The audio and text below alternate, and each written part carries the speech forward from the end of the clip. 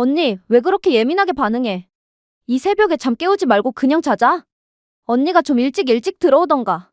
뭐가 별일이 아니야? 엄연히 너의 형부야. 너 이런 식으로 할 거면 그냥 집으로 가. 내가 엄마한테 다 말할 거야. 고생하다 겨우 집에 왔는데 꼴이 이게 뭐야? 처제는 처제 방 따로 줬잖아. 그런데 왜 여기까지 와서 잔 거야? 내 방 매트리스는 싸구려란 말이야. 여기 침대가 훨씬 푹신하고 넓잖아. 언니도 없는데 내가 누워있을 수도 있지. 내가 객식구라고 차별하는 거야? 이건 차별하고 말고의 문제가 아니잖아. 애초에 내가 누워서 자고 있는데 처제가 왜 여기로 올라와서 자? 아무리 가족 같은 사이여도 그러는 건 아니지. 됐어. 당신은 상종도 하지 마. 너 그냥 나가. 이제 더는 못 봐주겠다. 그동안 선 넘는 거 참아줬더니 어디까지 기어올라? 넌 언니가 웃음니? 만만해. 안녕하세요. 저는 이제 마흔이 코앞에 다가온 남자입니다. 저는 몇 년 전 결혼을 했다가 크게 실패를 했었는데요. 그때는 저를 속인 사람들이 너무 밉고 거기에 속아 넘어갔던 제 자신이 너무 원망스럽고 한심스러웠습니다. 하지만 이제 시간이 지나고 생각을 해보니까 제 탓을 할 게 하나도 없더라고요. 괜히 그런 사람들 때문에 한동안 사람들도 못 믿고 혼자 자책하고 있던 그 시간들이 너무 아깝다는 생각에 여러분들은 저처럼 자책하느라 그동안의 시간을 헛되이 보내지 마시길 바라는 마음으로 사연을 써봅니다. 저는 5년 전 노총각이라는 타이틀을 달고서 여기저기 맞선을 보러 다녔어요. 다행히 돈을 꽤나 잘 버는 편이라 결혼업체에 가면 높은 등급을 받을 수가 있었습니다. 하지만 아무리 돈이 많다고 해도 마흔이 가까워질수록 좋은 인연을 찾기란 하늘의 별따기였어요. 그렇게 맞선만 보기를 수십 차례였습니다. 처음 아내를 만난 것도 맞선 장소였어요. 하지만 특이한 점은 아내가 맞선 상대는 아니었다는 거였죠. 이상하게 저와 매칭되시는 분들은 저와 취미가 맞지 않거나 외모가 제 스타일이 아니었어요. 외모가 제 스타일이셔서 이야기를 하다 보면 서로 관심사가 공통된 부분이 없으니 대화가 몇 번 이어지지도 않았고 외모가 제 스타일이 아니면 저도 딱히 잘해보고 싶다는 생각이 안 들더라고요. 그런데 그날은 유독 그분이랑 대화 코드도 안 맞고 모든 게 마음에 들지 않았었습니다. 이야기를 하는데 자기가 관심 없는 이야기라며 제 말을 툭툭 끊어버리고 심지어 대놓고 얼마나 버시냐면서 물어보셨었죠. 그분도 나름 전문직이셔서 자기만의 프라이드가 상당히 강하시더라고요. 그러다 보니 어떻게든 손해보는 장사를 하지 않으려고 하셨습니다. 아무리 연애를 건너뛰고 결혼부터 생각하는 맞선 자리라고는 하지만 그래도 대놓고 결혼을 하나의 장사처럼 취급하시는 분이랑은 저도 더는 이야기가 하기 싫었습니다. 그래서 저도 모르게 할 말이 없어서 말도 제대로 안 하니까 그 여자분도 자존심이 상했었는지 더는 할 이야기가 없을 것 같다면서 자리에 앉은 지 30분도 채 지나지 않아서 일어나시더라고요. 저는 그분을 잡지도 않고 잘 가시라며 의례적인 인사를 건넸고 괜히 그분과 엘리베이터도 함께 타고 싶지 않아서 저는 더 앉아있다가 가겠다고 했어요. 먼저 그 여자를 보내고 혼자 그 넓은 테이블에 앉아있는데 매니저가 저에게로 오더라고요. 그러고서는 서비스를 하면서 작은 디저트를 내놓았습니다. 안녕하세요, 손님. 여기 서비스예요. 편하게 이용하시고 다음에도 또 저희 매장 이용해주세요. 아니, 커피 2잔 시켰는데 무슨 서비스예요? 이게 이번에 새로 출시한 디저트라서요. 랜덤으로 각 테이블에 신메뉴 서비스 드리고 있어요. 맛있게 드세요. 네, 감사합니다. 그리고 주위 테이블을 둘러보니 그 말은 진짜인지 각 테이블에 조그만 디저트가 하나씩 있더라고요. 괜히 머쓱해져서 감사하다는 말을 하고 혼자 디저트를 뒤적거리다가 결국에는 안 먹고 나왔습니다. 계산을 하려는데 디저트를 건넨 매니저가 먼저 말을 걸더라고요. 손님, 저희 매장 자주 이용하시죠? 그런데 그동안 쿠폰을 안 찍으셨더라고요. 이러면 안 되긴 하는데 여기 제가 기억나는 횟수만 일단 도장 찍어놨어요. 그렇게 말하면서 저에게 도장이 가득 채워진 쿠폰을 여러 개를 내미는 겁니다. 저는 당황스러워서 필요 없다고 거절하려는데 막무가내로 그걸 카드와 같이 제 손에 쥐어주더라고요. 얼떨결에 쿠폰을 받아서 다시 돌려주지도 못해서 그냥 감사하다고 인사를 하고는 가게를 나왔습니다. 그리고 밖에 나와서 그냥 쿠폰을 버리려고 보는데 쿠폰의 앞면에 메시지와 번호가 적혀 있더라고요. 그 매니저는 자기 번호를 써놓고 연락 달라는 문구를 적어놓고 저에게 그 쿠폰을 준 거였습니다.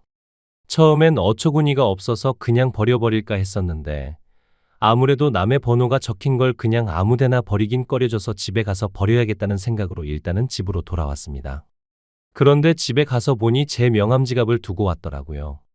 제가 사업을 하는 사람이라 여기저기 명함을 드릴 일이 많아서 꼭 들고 다니는데 그때도 처음 인사를 하면서 명함을 드린다고 꺼내놓고는 깜빡하고 두고 온 것이었습니다. 제 명함이야 다시 파면 되지만 몇몇 거래를 안 한 거래처 명함들도 있어서 꼭 찾아야 했습니다. 그래서 급하게 가게로 전화를 걸어보니 바쁜지 몇 번을 걸어도 전화를 안 받더라고요. 그래서 다급한 마음에 저에게 번호를 준 직원에게 전화를 걸었고 그 매니저는 그 사이에 퇴근이라도 했는지 제 전화를 금방 받았습니다. 여보세요. 아까 가게 직원분 맞으시죠? 네, 안녕하세요. 이렇게 빨리 전화 주실 줄은 몰랐는데. 그게 다른 게 아니라요. 혹시 가게에 명함지가 분실물 없었나요? 그게 저한테 중요한 거라 꼭 찾아야 되거든요. 글쎄요. 저도 손님 나가시고 바로 퇴근을 해버려서요. 가게는 전화 안 받던가요? 네, 바쁜지 몇 번을 걸어도 안 받더라고요. 그러시면 제가 어차피 아직 매장 근처니까 제가 가서 확인해 드릴게요. 다행히 가게 소파에 끼어서 아무도 발견하지 못하고 있었던 제 명함 지갑은 되찾을 수가 있었고 한시름 마음이 놓이고 나니 그 직원에게 미안한 마음이 들기 시작하더라고요. 이미 퇴근까지 한 사람을 다시 출근하게 한 거나 마찬가지였으니까요. 미안한 마음에 사례라도 하겠다고 하니까 냉큼 밥을 사달라고 하시더라고요. 살해하겠다고 했으니까 그걸 싫다고 할 수도 없어서 약속을 잡았습니다. 그런데 매번 가게에서만 마주치다가 밖에서 작정하고 꾸민 모습을 보니 너무 예쁘더라고요. 왜 그동안 그렇게 예쁜 모습을 못 알아봤나 싶을 정도였습니다. 그날 대화를 하는데 정말 오랜만에 여자랑 웃으면서 이야기를 했어요. 저랑 관심사며 취미도 다양하게 비슷하더라고요. 저는 활발하게 움직이는 걸 좋아하는 성격이라서 혼자 뭔가를 계속하는데 목공도 배우고 직접 의자나 테이블 같은 걸 만드는 걸 참 좋아하거든요. 그런데 그분은 집 인테리어에 관심이 있어서 간단하게 붙이는 벽지도 직접 붙이고 조명이나 예쁜 소품들로 집을 꾸미시는 걸 좋아한다고 하시더라고요. 매번 업체에서 등급을 매겨 저랑 비슷한 수준의 여자를 소개해 주니까 늘 계산적인 만남에 저도 모르게 이것저것 재고는 했었는데 그런 것 없이 만나서 이야기를 하니까 저도 편하게 시간을 보낼 수가 있었습니다. 그 후로 그분은 종종 연락이 왔고 결국엔 연인 사이로 발전했고 결혼까지 일사천리로 골인을 했습니다. 그렇게 결혼 후 아내의 카페도 차려주고 처가댁도 이사를 시켜드렸습니다. 장모님이 혼자서 두 자매를 키우셨는데 작은 투룸 월세에서 살고 계시더라고요. 마침 제가 가진 아파트에 세입자들이 나간다고 하길래 장모님께 공짜로 살게 해드렸습니다. 제가 결혼을 하고 1년도 지나지 않아서 처제도 결혼을 했고 혼자 계신 장모님이 걱정이 돼서 명절이 아니어도 처가 식구들끼리 자주 만나서 함께 시간을 보냈습니다. 그렇게 결혼을 하고 반년 동안은 정말 아무런 걱정도 갈등도 없이 행복한 나날이 이어졌죠. 그런데 처제가 어느 날 새벽에 저희 집으로 찾아오면서 그 평화로움도 깨져버렸습니다. 언니, 내 남편 때문에 환장하겠어. 지금 도박에 빠져서 집도 경매로 넘어가게 생겼어. 그게 무슨 말이야? 도박이라니? 언제부터? 번듯해 보이던 동서였는데 언제부터 도박에 빠졌는지 얘기를 들어봤더니 심각하더군요.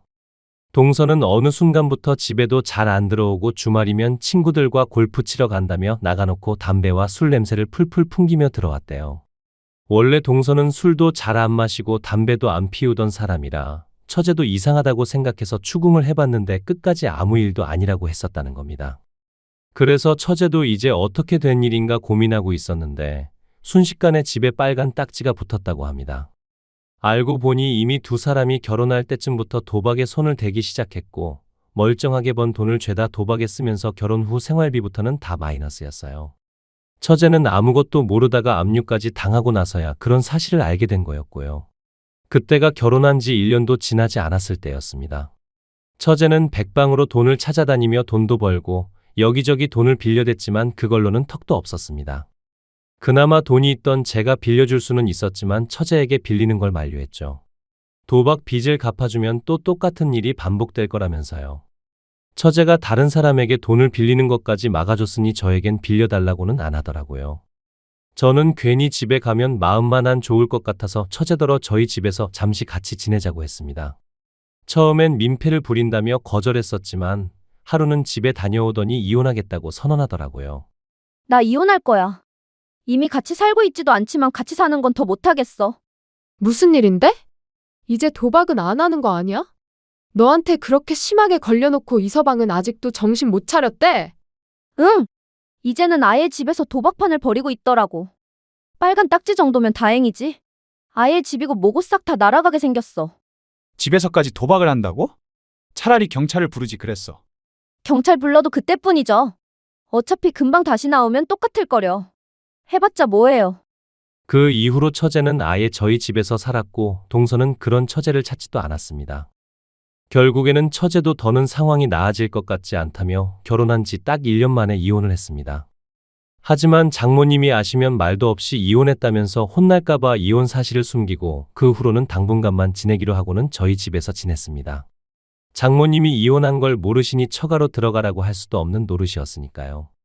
그래도 처제와 사이도 좋은 편이어서 셋이서 친구처럼 지냈습니다. 그런데 문제는 처제와 사이가 가까워져도 너무 가까워진 게 문제였습니다. 아내가 없을 때면 그냥 오빠라고 부르면서 팔짱을 끼기도 하고 제가 출근할 때 아내가 뽀뽀를 해주면 자기도 보고 있다가 똑같이 하려고 하는 장난을 치는 바람에 놀라서 다급하게 현관문을 벗어난 게 하루 이틀이 아니었습니다. 처음에는 장난인 걸 알고 있으니까 저도 웃으면서 안 된다고 했었지만 갈수록 그 정도를 모르고 점점 더 심해져서 장난 수준을 넘어가는 행동들도 몇 차례 있었습니다. 그중 예로 들자면 하루는 제가 씻고 수건을 깜빡하고 안 가져와서 아내에게 가져다 달라고 했어요. 그런데 아내가 잠깐 밖에 나갔었는지 처제가 수건을 가져다 주면서 문틈 사이로 제 손을 잡더니 놔주질 않는 겁니다. 뭐 하는 거야, 처제? 이렇게 문 계속 열어놓고 있으면 추워. 수건을 줬으면 물기는 닦게 해줘야 될 거 아니야? 손 하나 남았잖아요. 하나 남은 걸로 닦고 나와요.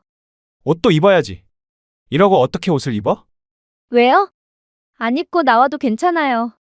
가족끼리 뭐 어때요? 그렇게 한참의 실랑이를 벌이다 제가 점점 짜증이 섞인 투로 이야기하자 그제서야 알겠다며 제 손을 놔줬습니다. 그것뿐만이 아니라 제가 주방에 있으면 백허그를 하는 건 물론이고 제가 소파에 앉아 있으면 무릎 베개를 해달라며 제 무릎 위에 머리를 대기도 했습니다. 처음엔 아내도 아무것도 모르고 그냥 장난인 줄 알고 넘어갔었어요. 그런데 날이 갈수록 아내 앞에서도 심해지니 점점 아내도 기분이 나빠 보였죠. 하루는 아내의 카페 직원이 일이 생겨서 아내가 하루 종일 혼자 카페를 봐야 했었습니다. 저는 아내를 기다리다가 안방에서 그만 잠이 들어버렸고 잠결에 제 옆에 누군가 누워있는 것 같아 아내인 줄 알고 팔베개를 해주고 잠에 들었습니다. 그런데 그날 새벽 저를 깨운 건 다름 아닌 아내의 호통 소리였죠. 화들짝 놀라서 눈을 뜨니 아내가 침대 옆에 서서 저를 내려다보고 있었습니다. 제가 뭘 잘못했나 하는 생각과 동시에 제게 팔베개를 하고 자고 있는 처제를 발견했죠.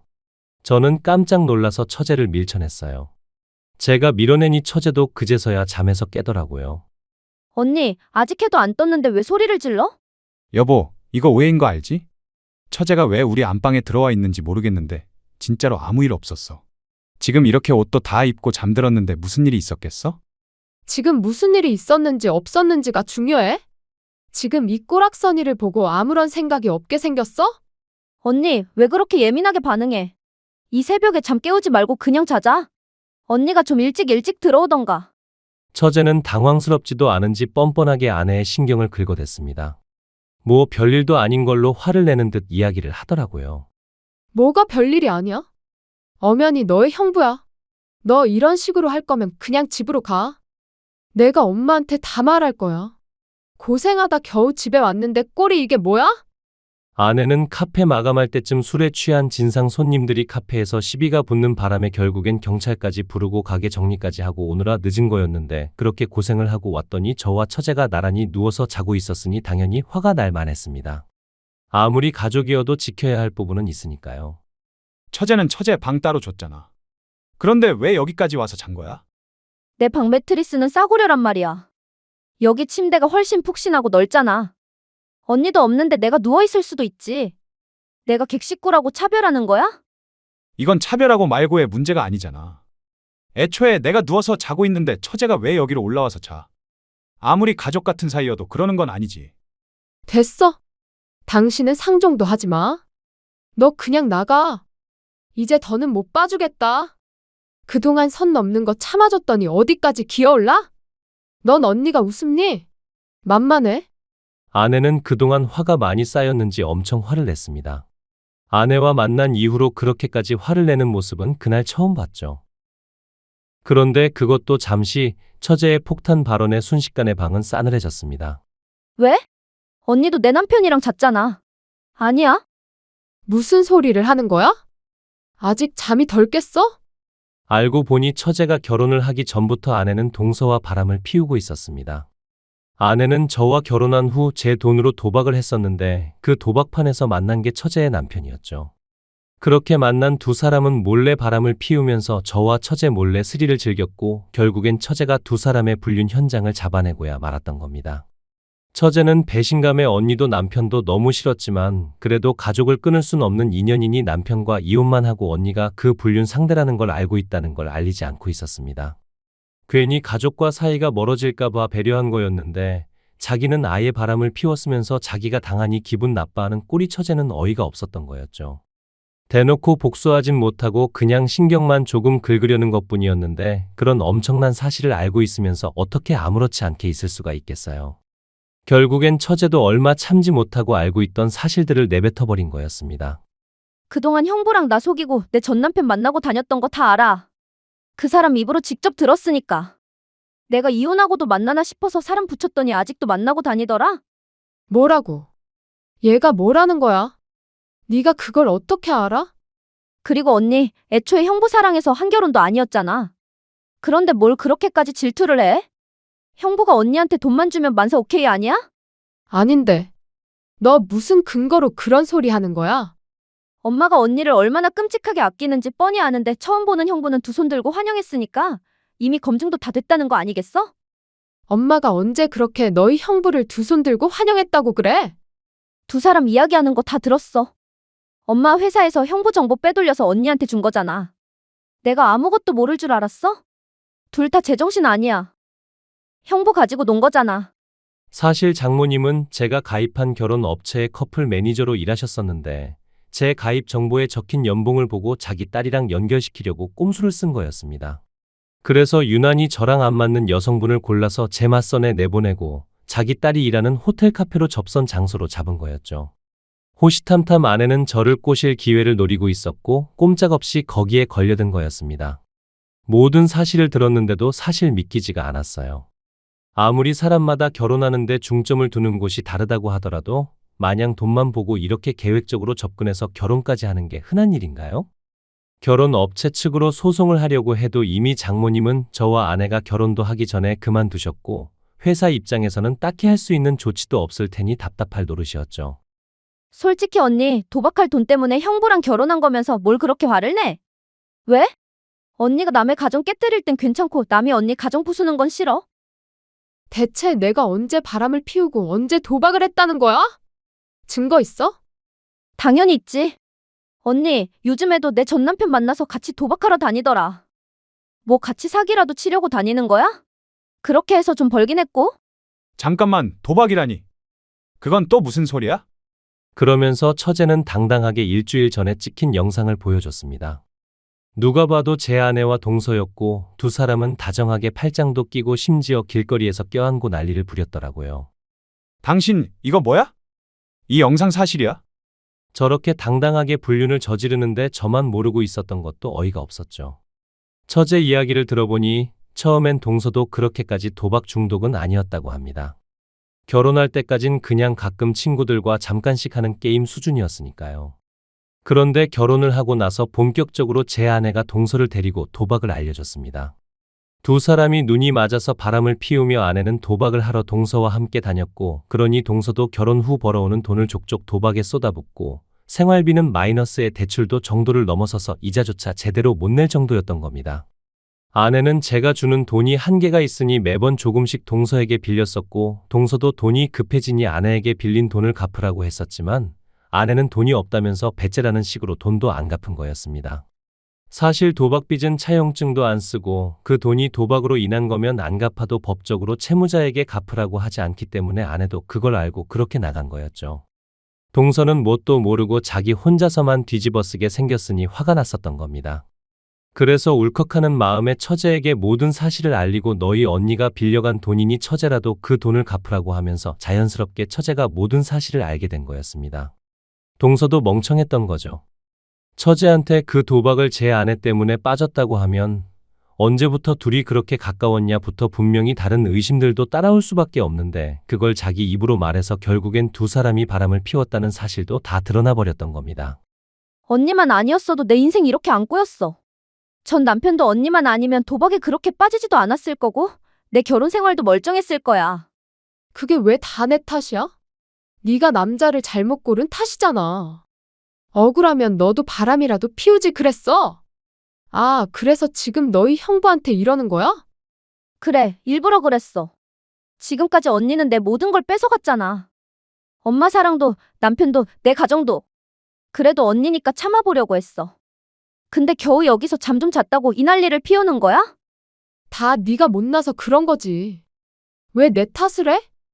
당신, 내가 알던 사람 맞아. 바람 피운다는 사실을 어떻게 그렇게 내 앞에서 당당하게 해? 당신한테 미안하게 됐어? 근데 내가 당신을 빚더미에 앉힌 것도 아니고 그렇다고 우리가 그렇게 사랑으로만 결혼한 사이도 아닌데 그렇게까지 미안해야 할 일이야, 이게? 뻔뻔하게 나오는 아내의 말을 들으니 너무 화가 나면 말이 안 나온다는 게 무슨 말인지 알겠더라고요. 사랑만으로 한 결혼은 아니지만 그렇다고 사랑하지 않는 것도 아니었고 부부간에 최소한 바람을 피우던 사실이 걸렸으면 부끄러움이라도 느껴야 하는 게 정상이잖아요. 그래, 그러면 당신이 그동안 도박할 때 쓴 돈, 내 돈 다 내놓고 이혼하자. 내가 돈이 어디 있다고 그 돈을 줘? 난 돈 없어. 그래, 그러면 일단 당신 카페부터 도로 내놔. 그리고 장모님이 사시던 집 거기도 나가셔야지. 이제 사위 집이 아닌데 공짜로 살게 해드릴 순 없지. 어차피 카페 4명이잖아. 이미 내 건데 내가 왜 그걸 도로 줘야 되는데? 엄마 집도 어차피 전세 계약했잖아. 계약서가 있는데 그게 마음대로 돼. 아내는 뭐가 그리 자신만만한지 당당하게 나오더라고요. 장모님이 저희 집에 들어오시면서 원래 가지고 계시던 전세금을 빼서 계약금으로 거셨었거든요. 그걸 믿고 아내도 당당하게 나오는 거였죠. 그 이후로 여러 방법을 알아봤지만 그냥 전세 기간이 끝날 때까지 기다리는 게 가장 깔끔한 방법이더라고요. 중간에 제가 내쫓을 방법도 없었고요. 결국 찜찜한 채로 손해를 보고 있어야 된다는 거였죠. 일단 이혼이라도 하자는 생각으로 서류를 접수했었는데 처제가 찾아왔습니다. 형부, 이혼하지 말고 위자료 소송을 해요. 위자료는 무슨 위자료요? 상간남 위자료 소송이요. 두 사람 뻔뻔하게 아직까지 만나고 있어요. 몰랐죠? 처제의 이야기를 들어보니 상간남 위자료 소송을 몇 번이고 할 수 있더라고요. 위자료를 내고도 계속 만나면 또 소송해서 또다시 받아내면 되니 그렇게라도 자기 복수를 대신해 달라고 하더라고요. 처제의 이야기를 들어보니 처제가 왜 그렇게까지 복수를 하고 싶어 하는지도 알 것 같았습니다. 장모님은 어렸을 적부터 예쁘장한 언니한테만 투자하면서 좋은데 시집 보낼 거라며 처제한테는 신경도 안 쓰고 필요한 돈도 잘 안 줬다고 하더라고요. 아무래도 커플 매니저를 하시다 보니 좋은데 시집 보내시려고 이것저것 하신 것 같았습니다. 그런데 장모님이 아내만 예뻐하니 아내도 대놓고 처제를 무시했었고 처제는 그래도 가족이라는 생각에 꾹 참아왔었다고 해요. 그런데 결국엔 이 일이 터지고 나서도 장모님은 오히려 일을 왜 이렇게 크게 키우냐면서 처제에게 언니 결혼 생활까지 망치니 속 시원하냐며 오히려 처제를 혼냈다는 겁니다.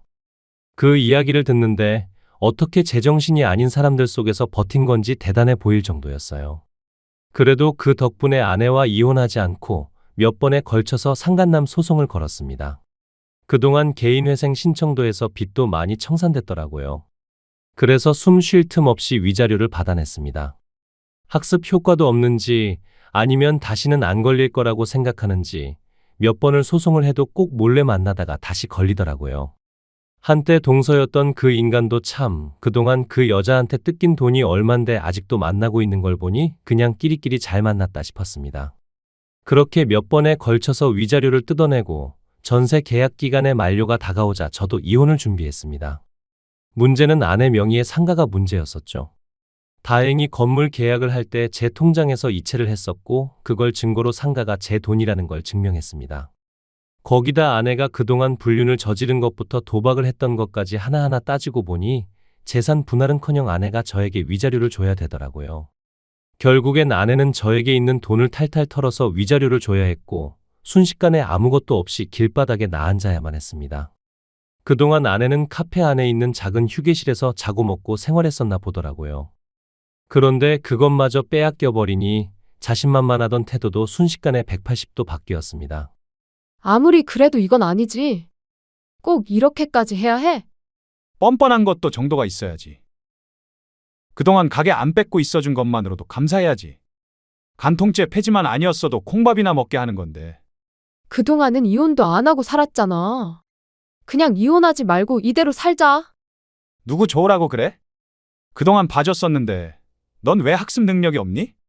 내가 그 카페를 순순히 넘겨줄 줄 알았어? 멍청하긴. 다시는 보지 말자.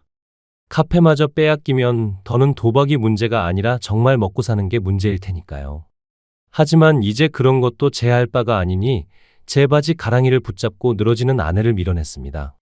처제는 이혼을 하고 난 후로도 종종 연락을 하긴 하는데 동서와 전아내는 결국엔 둘 다 돈이 없으니 이제는 만나지도 않는다고 하더라고요. 정말 그 이야기를 들으니 우습기 짝이 없었습니다. 만나면 안 될 사이일 땐 그렇게 만나대더니 결국엔 서로가 서로에게 빨대만 꽂으려고 했던 거죠.